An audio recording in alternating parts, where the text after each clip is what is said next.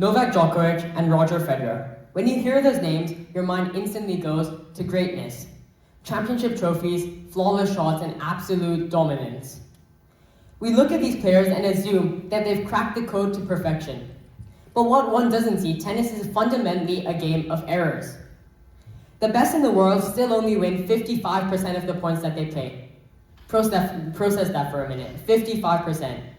On average, they fail every other point. But then what makes them great? What separates them from every other player that plays? It isn't an absence of failure, but how they handle it. Djokovic once said, "I don't like this mindset, just think positive thoughts. It's impossible. You are a human being. The difference is the ability to not stay in those emotions for too long. The difference is acknowledging it, resetting, and bouncing back."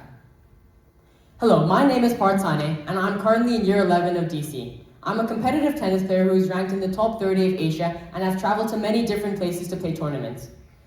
For a long time, I believed that success meant executing a flawless plan. I thought that if I trained hard enough, everything would come properly. But I see the same mindset every single day off the court as well. We live in a world that is obsessed with hyper-perfectionism. We are conditioned to believe setbacks are unacceptable, and we treat an unexpected obstacle as a permanent flaw in our character, rather than a temporary setback.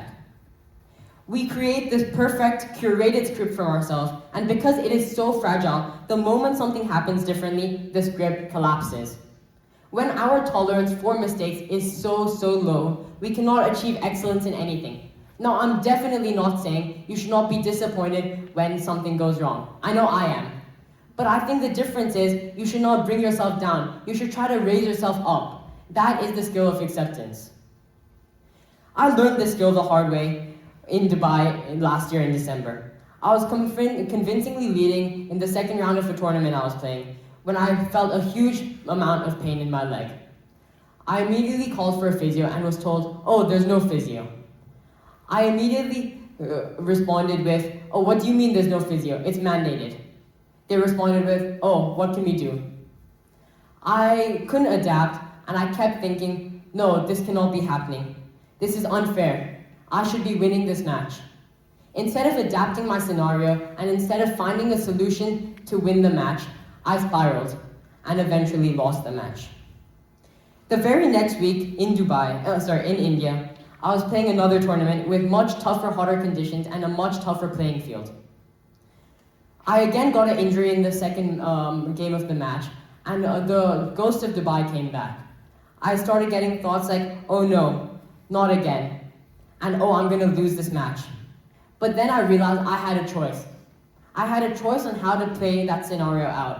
I had a choice to adapt, and I could finally win that match. The ideal script was gone, yes, but I could adapt and I could find a way to come back. I finally managed to do that and managed to win that match. The difference between Dubai and India wasn't a long time to work on anything. It was actually the week after. The difference was acceptance of the moment. Acceptance is a highly misunderstood concept. Many people hear the word acceptance and think it means lowering your expectations, giving up, or settling for less in what you want. But true acceptance is the exact opposite. It's about clarity.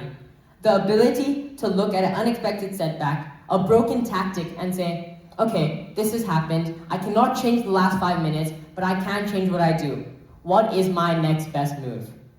When we fight reality, we waste our limited time, mental strength, and energy on blame and frustration. In our highly competitive environment, this is truly detrimental to our chances. So whether you're stepping onto a tennis court, sitting down for a work meeting, or facing an unexpected challenge in what you're doing, remember that your conditions will never be perfect. Stop fighting the unchangeable path, accept the situation as it stands, reset the visual scoreboard in your mind, and focus entirely on the next play. That is where real resilience and acceptance is built. Thank you.